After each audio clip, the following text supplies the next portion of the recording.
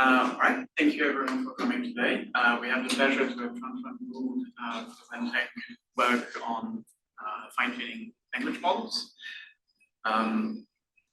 Take it away. Yeah, thank you.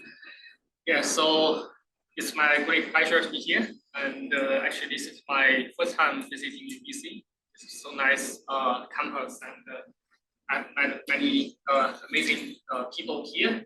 So in this talk, I'm going to talk about one of my recent work with my students, trying to fine-tuning large language models using some self-play technique.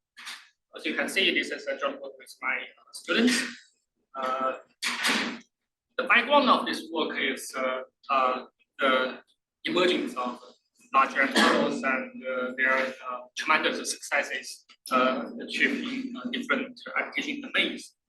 And if you look at the size of the neural networks, how it evolves in the past decade, you can see that we used to think maybe ResNet 50 is a huge network, but now actually it's a very tiny network, even though it has 23 million parameters, because the size of the neural network just increased very quickly all the way to GPT-4, which even though I don't know the exact number, but people believe it may have like 1.7 trillion parameters. So this is just some guess. It's not the exact number used by people.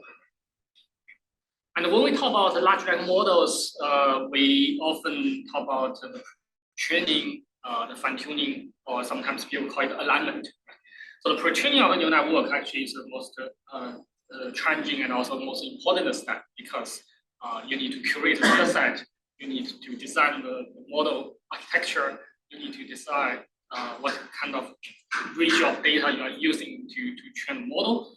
But I'm not going to talk about that because it's very resource demanding, and it's not possible to carry out this kind of research in academia, except very small networks.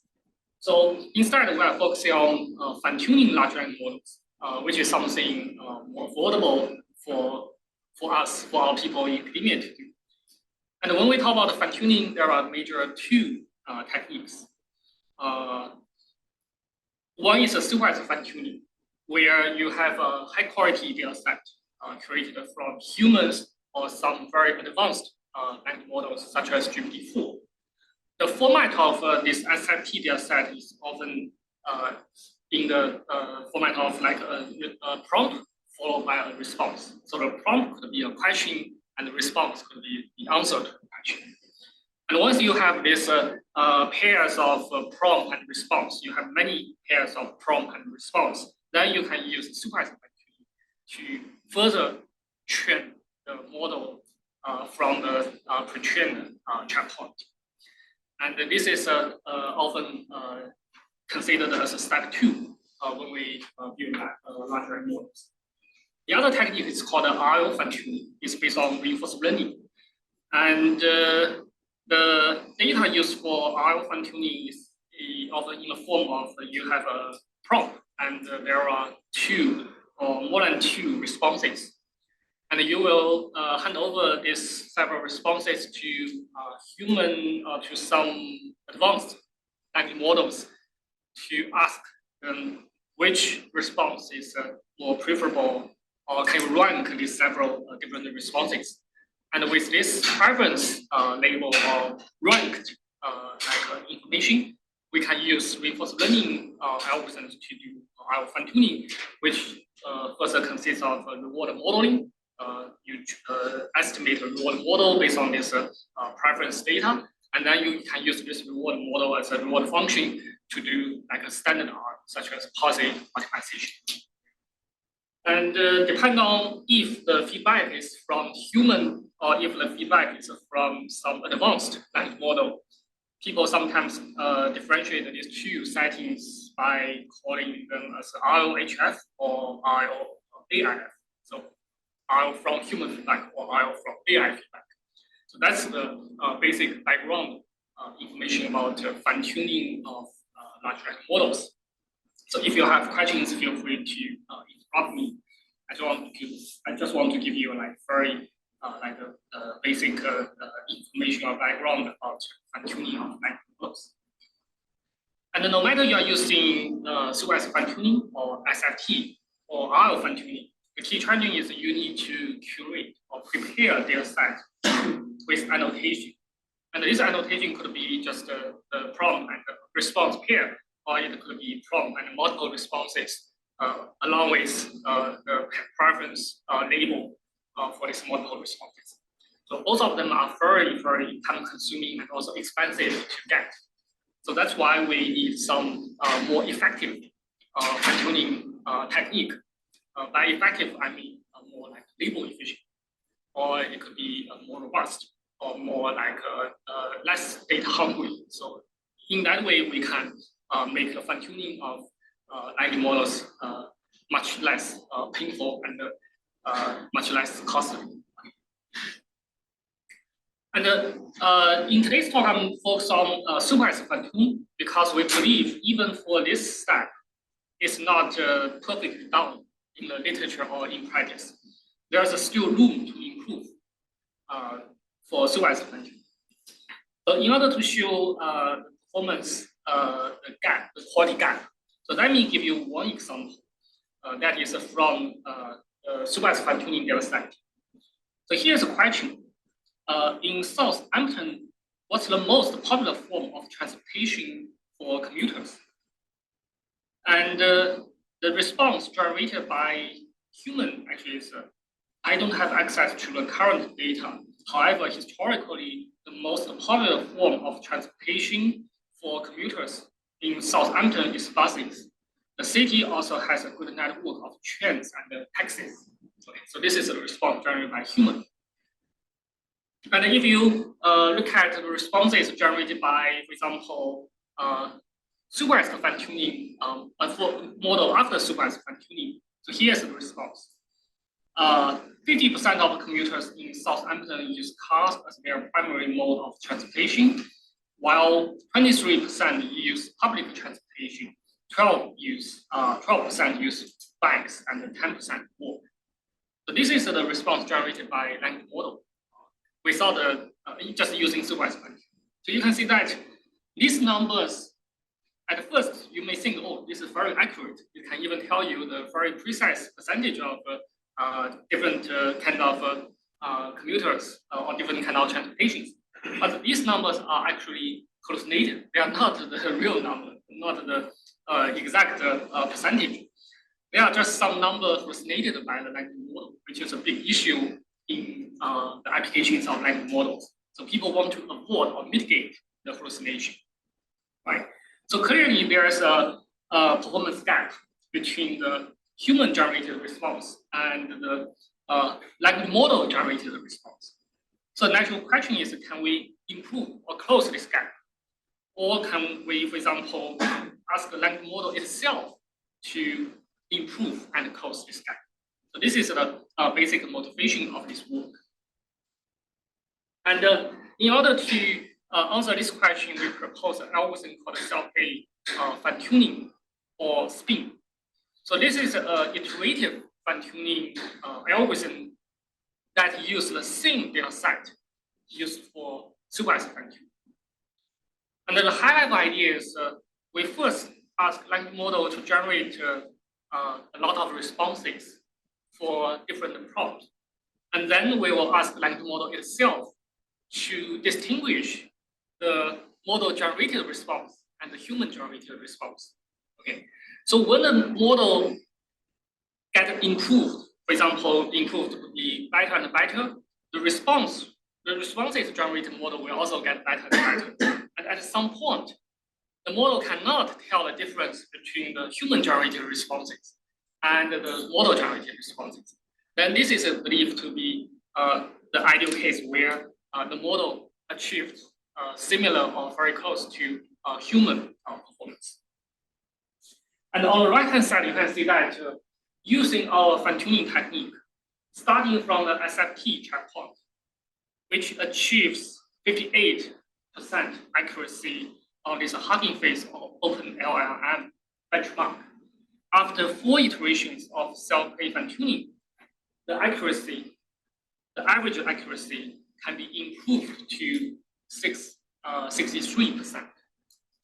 Okay, more than 5% performance improvement in terms of average accuracy. So this is a very actually significant improvement achieved by our fine-tuning technique.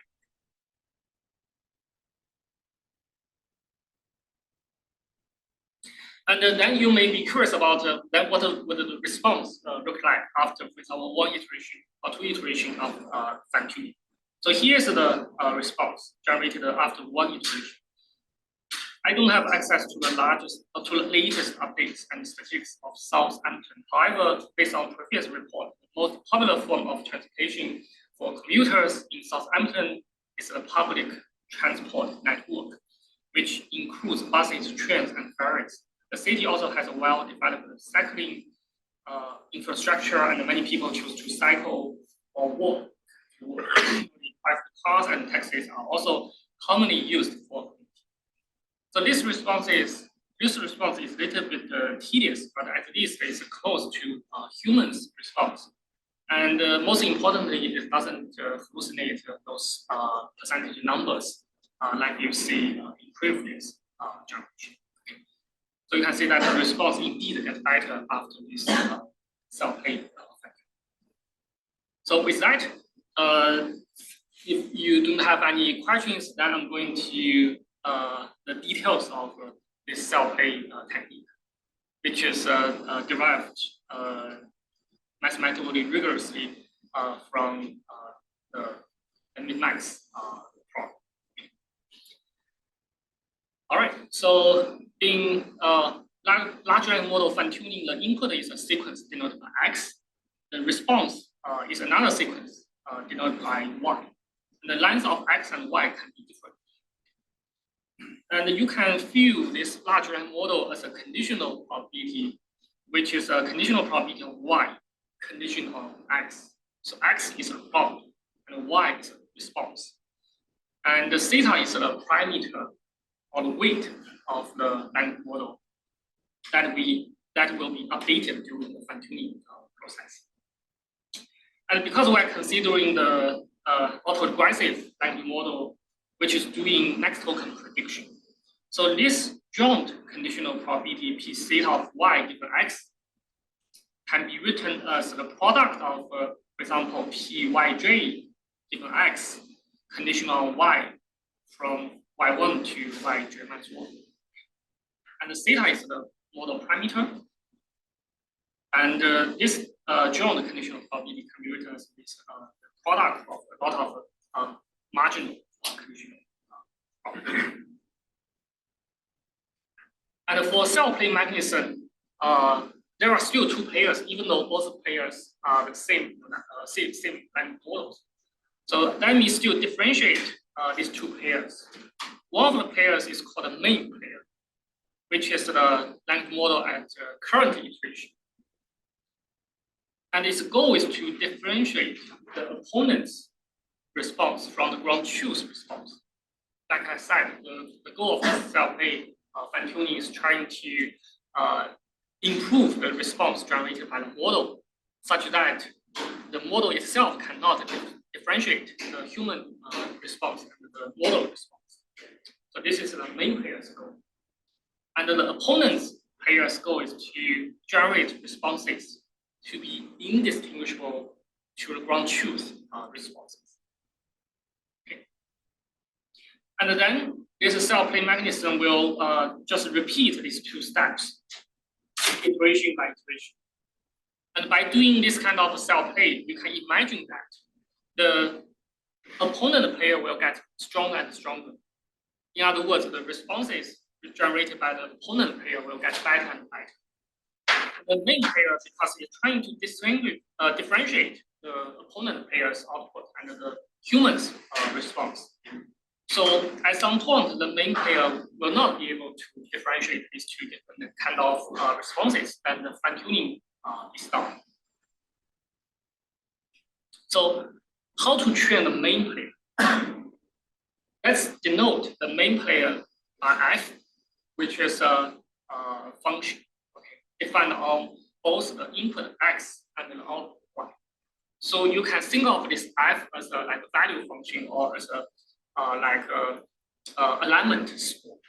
So the better the y is aligned with the input x. Okay, so the better the response is aligned to the input x, then the larger the value f is. And we are trying to find this main player f from some function class f sub t, such that the gap between the value or this alignment score evaluated at x and y, and the value, the function value evaluated at x and y prime are maximized. So here you can see that the y is sampled from this p beta, the conditional diffusion of the SFT data set, and the y prime is sampled from p theta t, where p theta t is the model from the t's iteration. Right? So you can see that ideally we hope this fxy takes a very big number, take a very big value, but this fxy prime will take a small value because you think this response y prime generated from the language model is not as good as the ground truth y generated by human. And this expectation is taken over the marginal distribution of x, which is the distribution of the supervised fine-tuning data set, the marginal distribution of x of the supervised fine-tuning data set. And in order to make this maximization problem more stable, we introduce a loss function L, which needs to be monotonically decreasing and convex. And after we take this loss function, this argmax problem will be converted into an argmin problem because we want to minimize this. You minimize this by maximize the difference, the gap between this fxy and the fxy. Right. So, any questions about this slide or any questions so far? Okay. Then let's think about how to train the opponent player or update the opponent player. The objective of the opponent player is to find a better language model that generates responses indistinguishable from the ground truth responses for the main player. So it can be formulated as the following maximization problem. So this P actually is the opponent player, and we want to find the opponent player such that we can generate a Y from this opponent player. But one thing I want to mention is this Y actually can be seen of as Y prime because this is from the model rather than the P beta. But without any loss of generation, which is simply put it as Y. So we want to find opponent player P, which is a conditional probability of Y given X, such that this value ft plus 1, this is the main player, right? Such that this is maximized. And this KL divergence regularization is used to constrain the movement of the opponent player to stay close to the previous one, because we don't want to update the model too aggressively, because in that case, the performance will deteriorate. So this KL regularization is just to make sure that the new model will stay close to the previous model. And this lambda is a regularization parameter that can be used to control how close you want this new model to be close to the previous model. Okay. And this optimization problem has this closed form solution, which is proportional to the previous model, which is a p theta t y given x times this exponential function of lambda inverse times ft plus 1 x. So this is the updated rules for the opponent. But since we want to do cell play, In other words, we want the opponent pair and the main pair to be the same language model.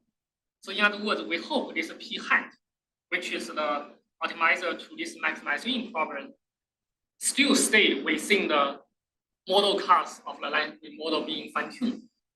So in other words, we want this p hat to be equal to some p theta. Right? We want this p hat equal to some p theta. And if this equation holds, then we can solve for ft plus 1, which will equals to lambda times log p theta y given x divided by p theta t y given x. And the choice of this ft plus 1 is just to make sure the opponent pair is still within the model class of the language model. And by choosing this kind of ft plus 1, we are essentially choosing this function class for the main pair. So remember that previously, when I talked about the training of the main pair, I mentioned that you need to choose f from this function class, but I didn't specify this function class because we need to specify the function class based on the motivation that if we are using this function class, then later when we update the opponent pair should belong to the model function class. So therefore, if we choose the function class, this script ft in this form, then we can do end-to-end training, which I will show in the next slide. So far, I have explained how to train the main pair and how to update the opponent pair. So for the main pair, it will take the form in this way, which is lambda times the log density ratio between p theta t plus 1 and p theta t. And the opponent pair p hat just set to be it's just set to be p theta t plus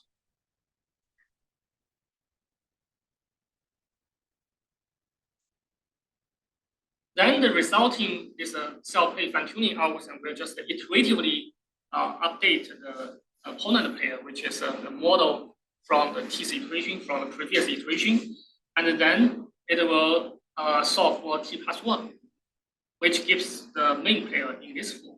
And then we just assign the opponent pair to be p theta t plus 1. And this process will be repeated until some kind of convergence criteria is satisfied. So the remaining question is how to solve for this p theta t plus 1. It's very easy because we just substitute the form of ft plus 1, which is in this formula, into this minimization problem. Then we just get an end-to-end training object function, which is illustrated in this slide. So we are going to, given theta t, we are going to solve for theta t plus 1. And what is theta t plus 1? The p theta t plus 1 will be the minimizer of this end-to-end training object function. And this L is some monotonic decreasing and combined function, and this is log likelihood ratio, right? So this is very easy to optimize. So the whole algorithm of self-pay fine-tuning actually is illustrated in this pseudo algorithm. It's a double loop algorithm. In the outer loop, in each iteration, we first generate the synthetic data yi for each prompt xi using the previous model PCRT.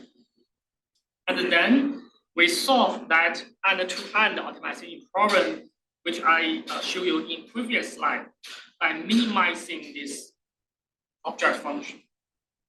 And the trainable parameter in this object function is p theta, is the weight of the current. And after you solve this minimization problem, you get theta t plus 1, which is a new model. And then in the next outer loop, you are going to use this new model to generate more synthetic data. And then you will train this end-to-end object function by differentiating the prompt, the human generated prompt in SFT data set, and the new synthetic data generated by the latest model. So this is the idea of self-playing function.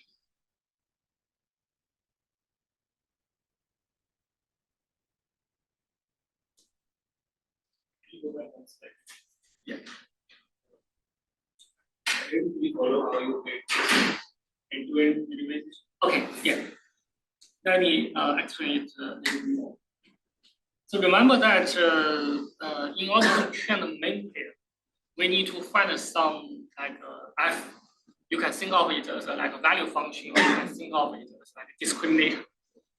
And by maximizing this object function or minimizing this object function, you will get the discriminator, which is denoted by ft plus 1. But I haven't specified the function class of this discriminator, which is this script ft. And where did I specify this function class? I specified the heap, because in order to make sure the opponent player is the same language model, we need to make sure it's a p height.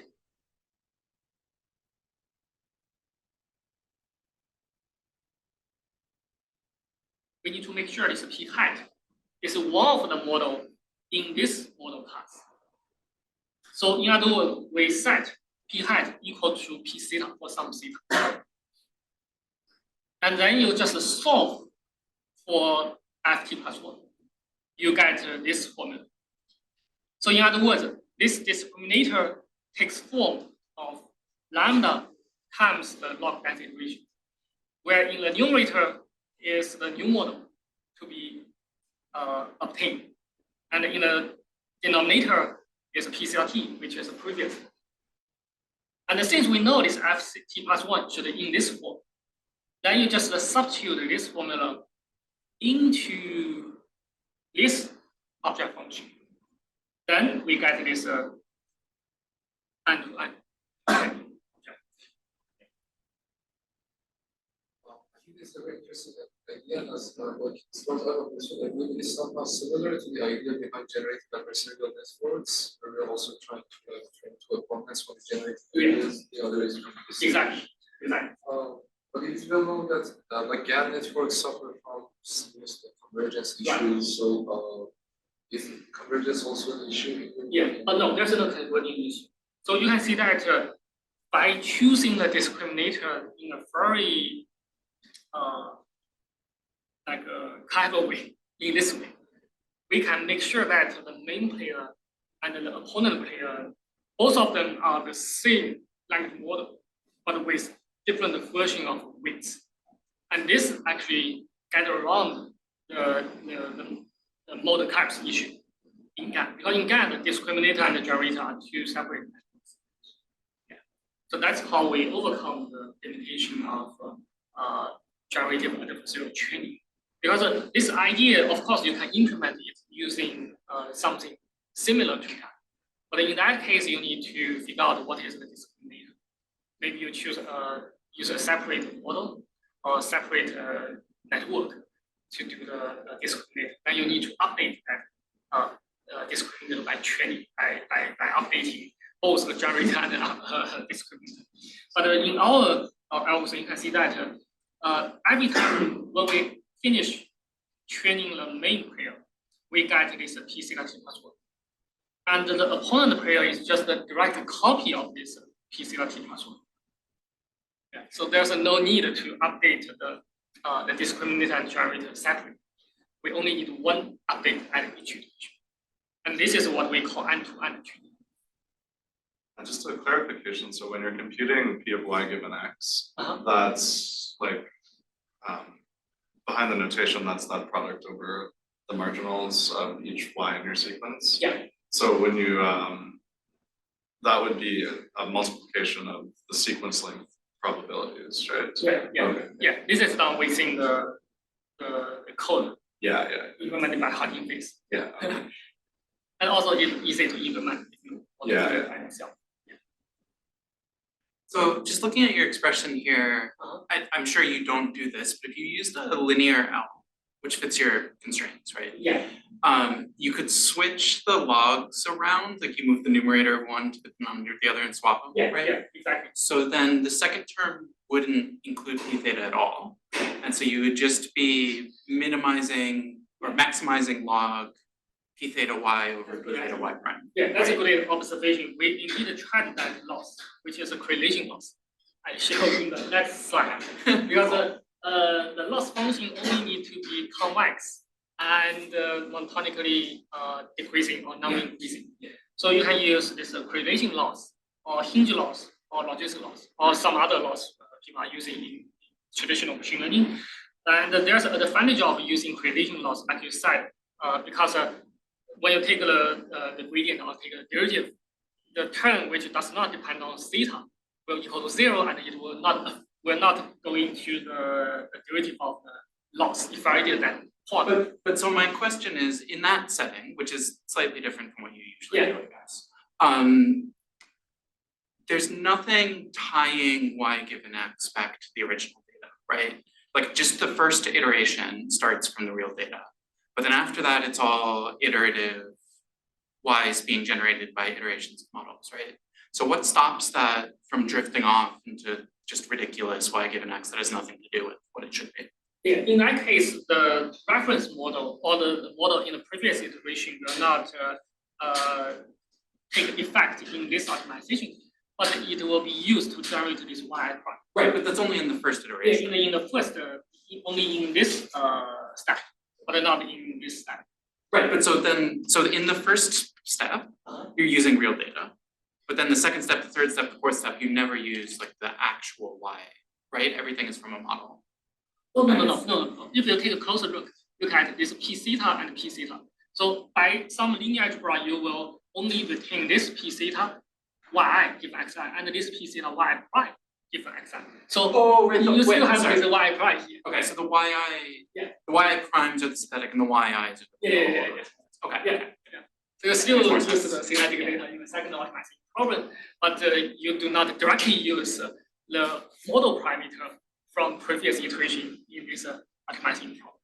Because the information will be obtained through this generation. Yeah, thank you for that great comment. Indeed, if we are using a correlation loss, we will have some simplified chain object function. But in our experiments, we found that it's not as good as using logistic loss. Yeah. Great. Okay.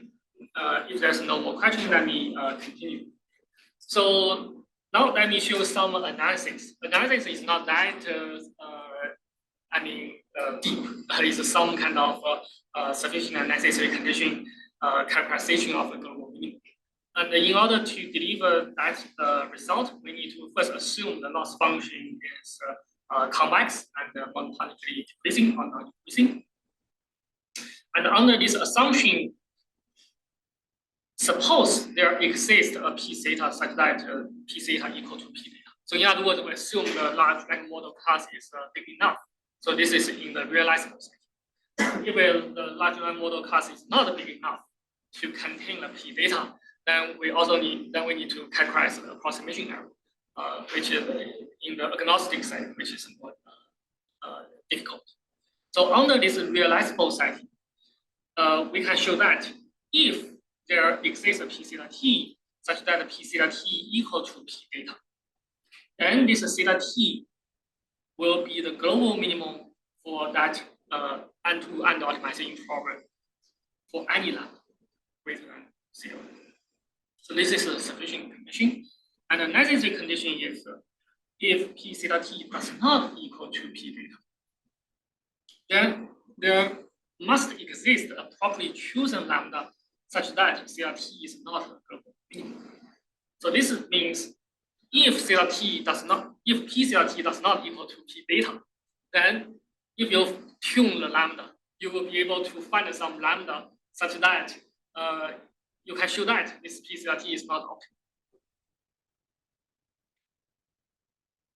And furthermore, if you consider the logistic loss, there's a nice property of this logistic loss.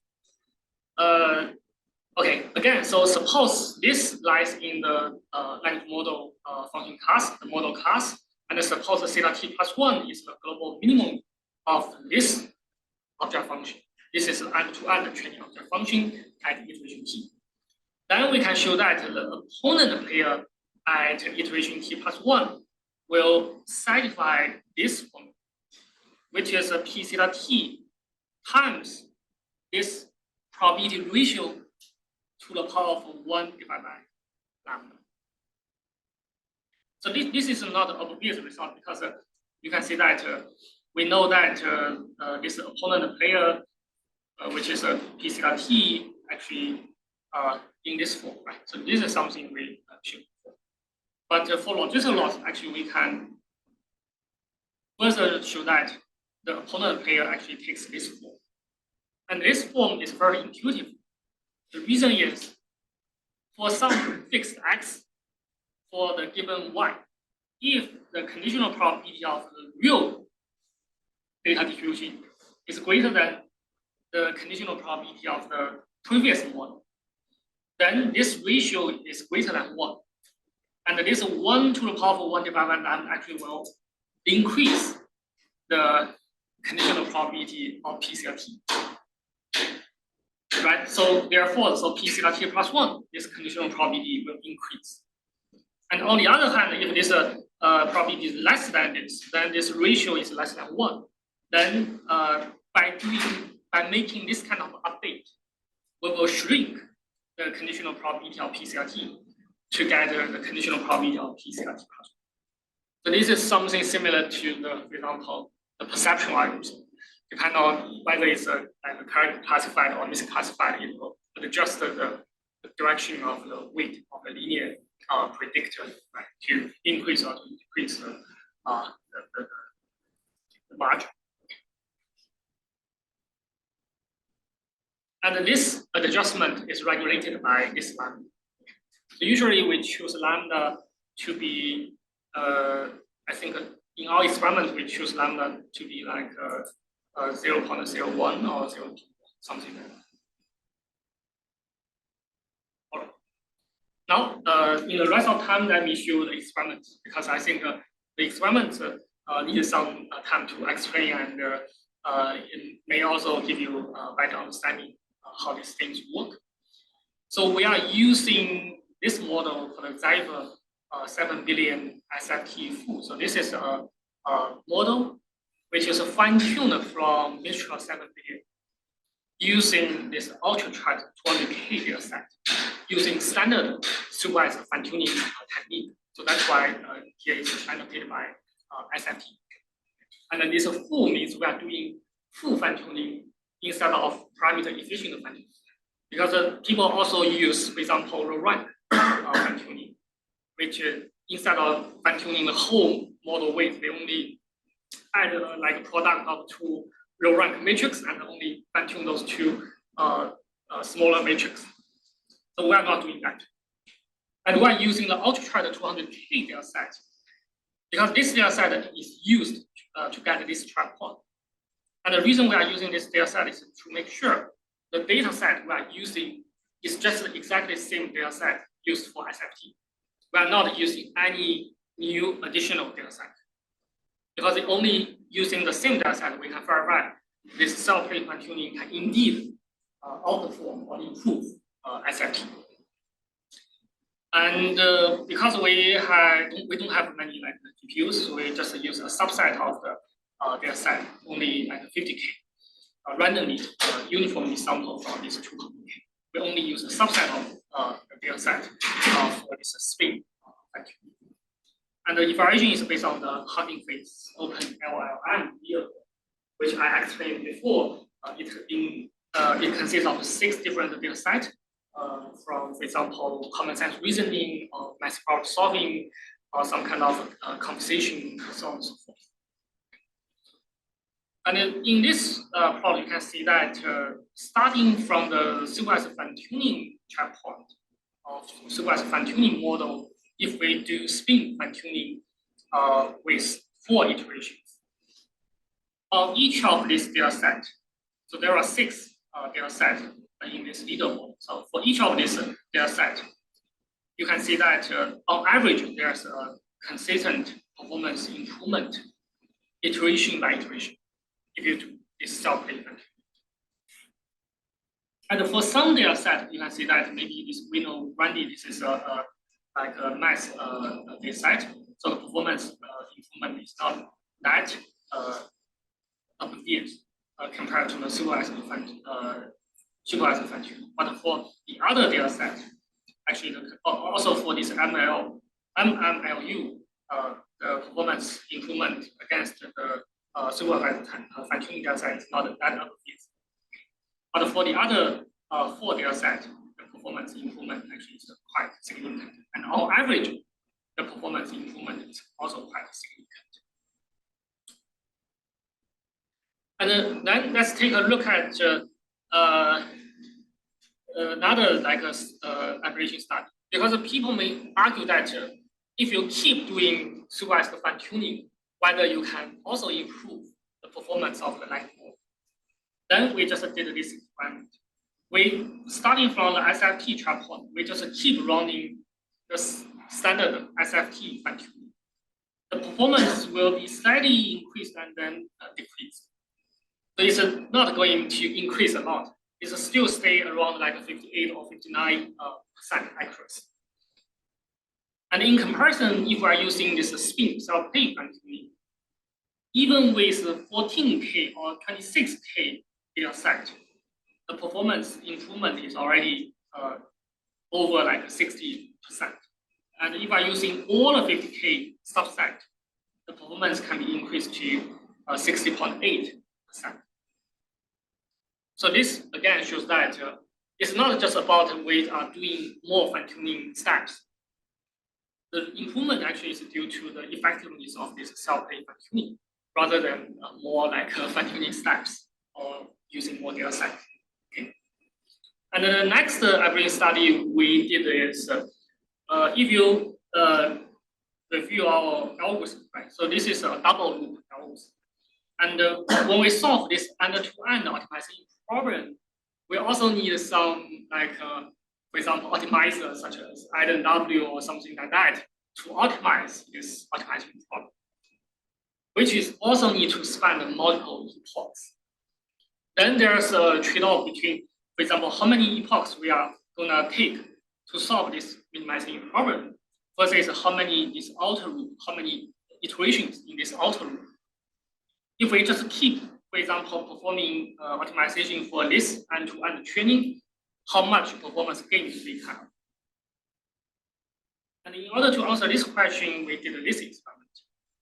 So here, the x-axis is the number of epochs, which are the number of epochs the optimizer takes to solve the end-to-end training of their function within each iteration. And this dashed line is the performance achieved by the spin method in the next iteration. So we can see that by doing more epochs to solve that end-to-end optimization problem, we can indeed achieve better performance. But it will not be as good as switching to the next iteration. So this suggests that within each iteration, when we solve that end-to-end optimization problem, we only need to take maybe 2 or 3 epochs, and then we can stop, and then we go to the next iteration. We do not need to run many epochs. Or in other words, we do not need to solve that optimization problem to a very high precision. There's no need to do that. So this line of next epoch is like assuming the one, but next iteration is like 1 epoch with each iteration. I'm just trying to understand. Yeah, that's a good question. I think this could either be the one epoch in the next iteration or the final result, which I don't quite remember. Yeah, but this dashed line is the result from next iteration. Yeah. But in the paper, there's more details about how do we what's the corresponding trap point for this dashed line.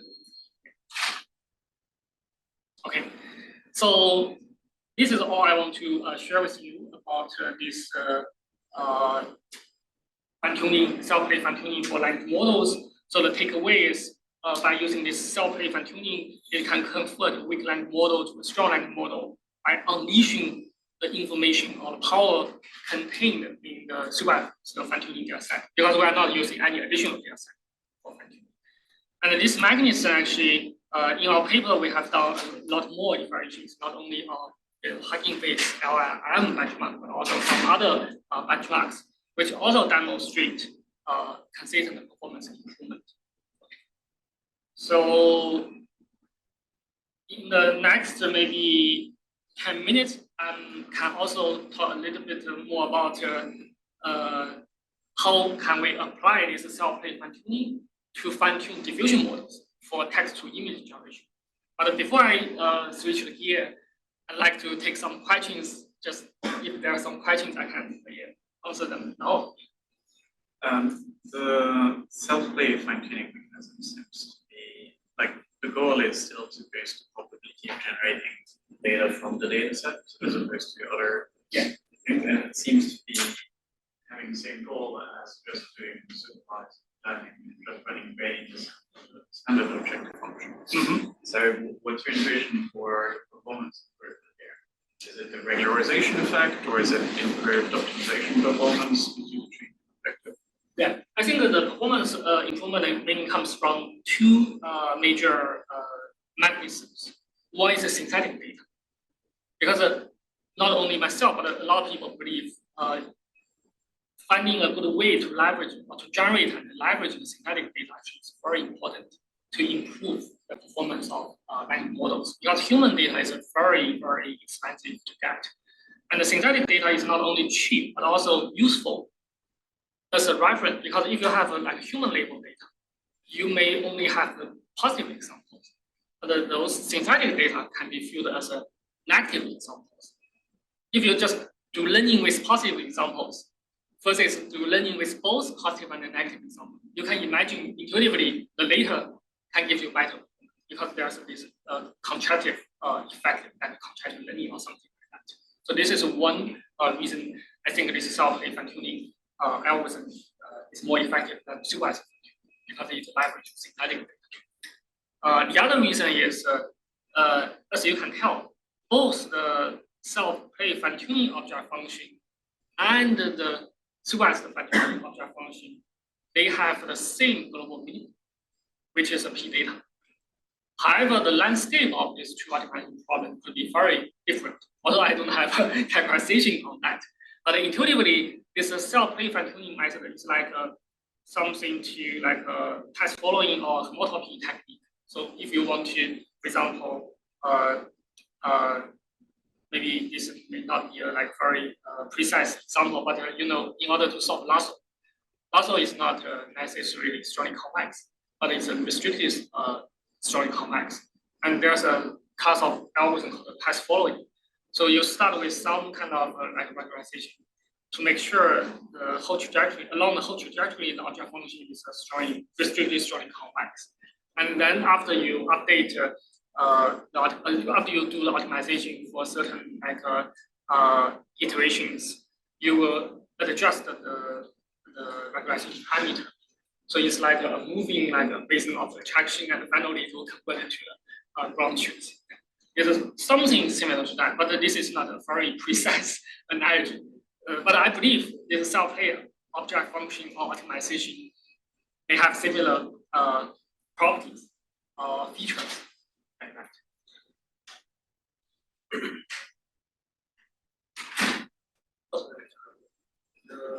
The update for the logistic laws you showed, like what kind of properties of, like what special properties of logistic laws does that use?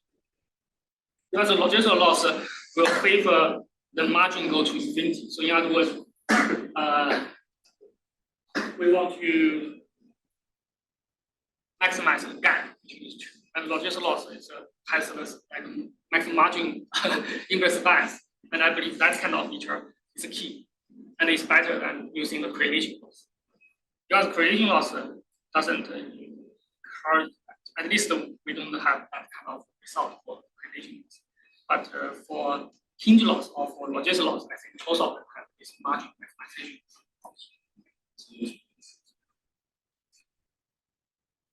There's a question in the chat. Oh, I can try. Fine-tuning based on its own data, yeah. But I somehow missed the question. Can you read the question?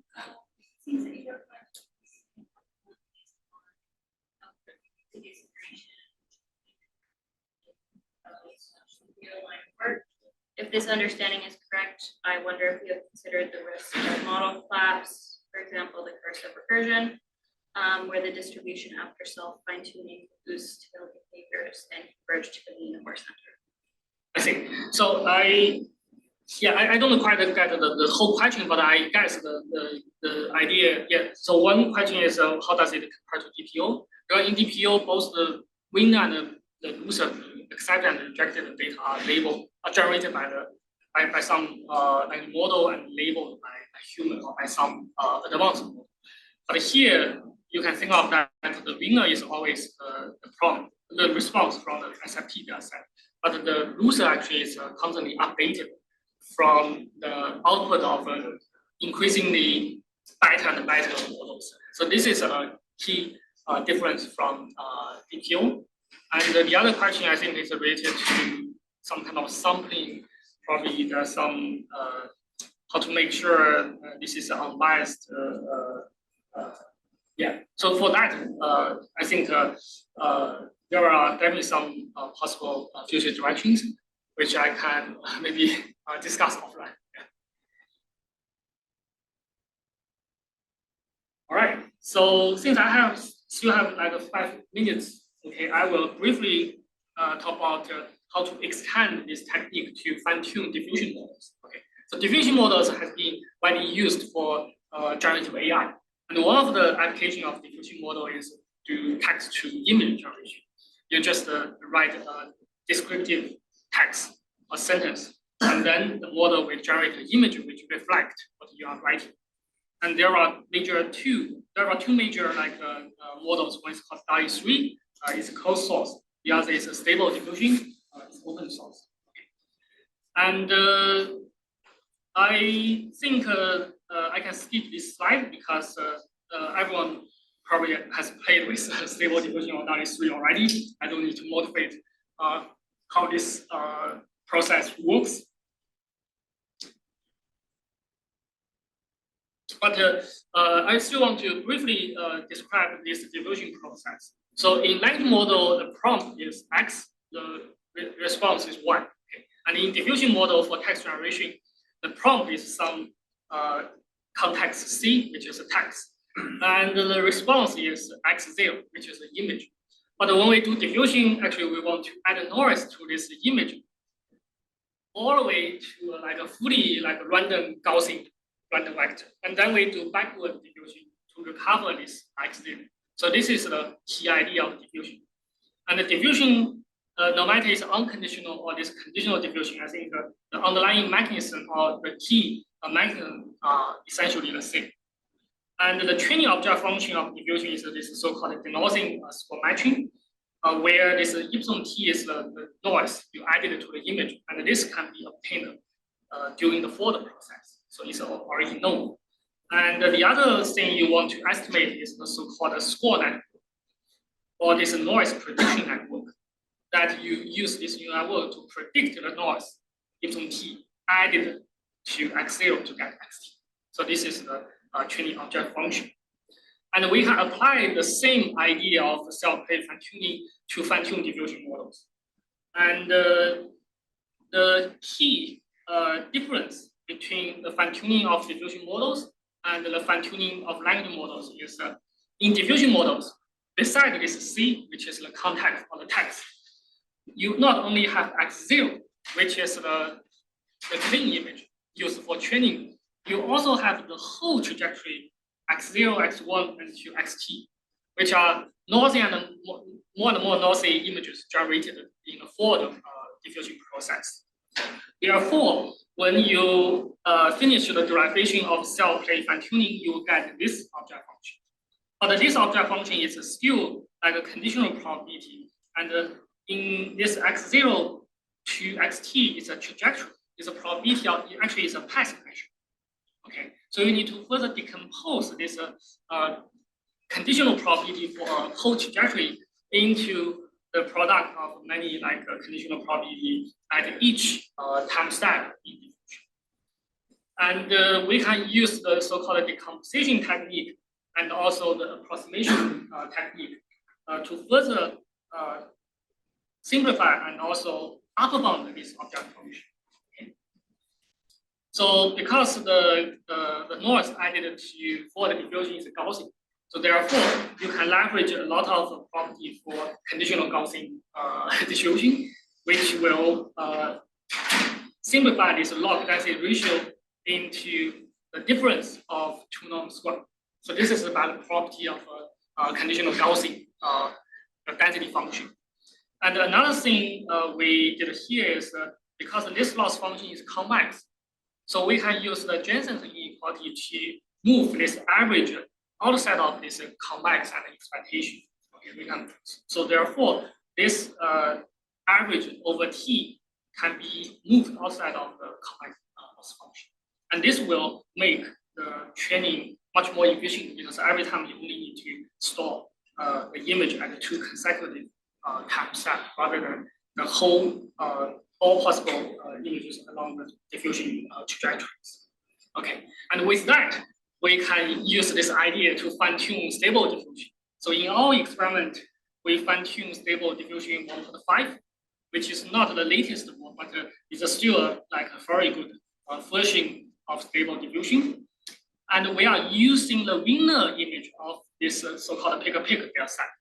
Pick-a-pick data set is a data set used for RO fine-tuning. So therefore, for each prompt, there are two images. One is winner, the other is a loser. One is accepted, the other is rejected. And we just use the winner image because winner image has better quality according to human preference feedback.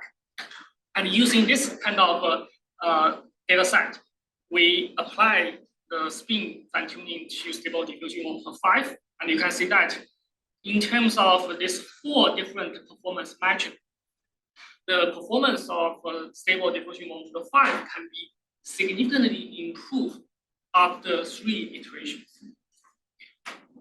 And we also use the winning rate to characterize the performance improvement. For example, we can compare the fine-tuned diffusion model versus the stable diffusion 1.5 without fine-tuning. And the winning rate in terms of peak score, this score is the higher the better.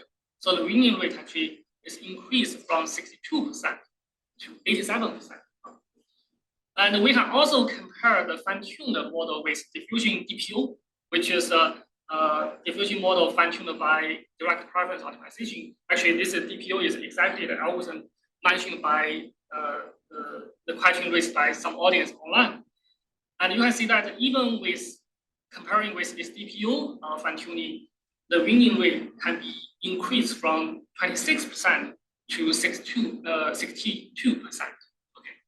So as long as it's greater than 50%, which means our model wins more than the model being compared with. Okay. And interestingly, for example, for this prompt, a snowy Chicago street during Christmas park. Okay, the original output of stable diffusion is look like this. There's no, for example, Christmas factors in the image, although it looks like some kind of very nice image, but there's no Christmas tree or something like that. And after supervised fine-tuning, there's a Christmas tree.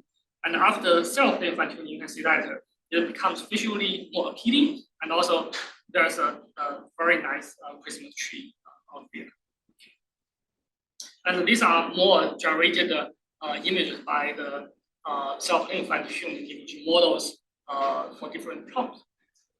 If you are interested, you can go to our project website to download the code or to download the data we use for fine-tuning. Or if you don't want to do the fine-tuning by yourself, you can directly download the model to play with. With that, I will stop here and thank you.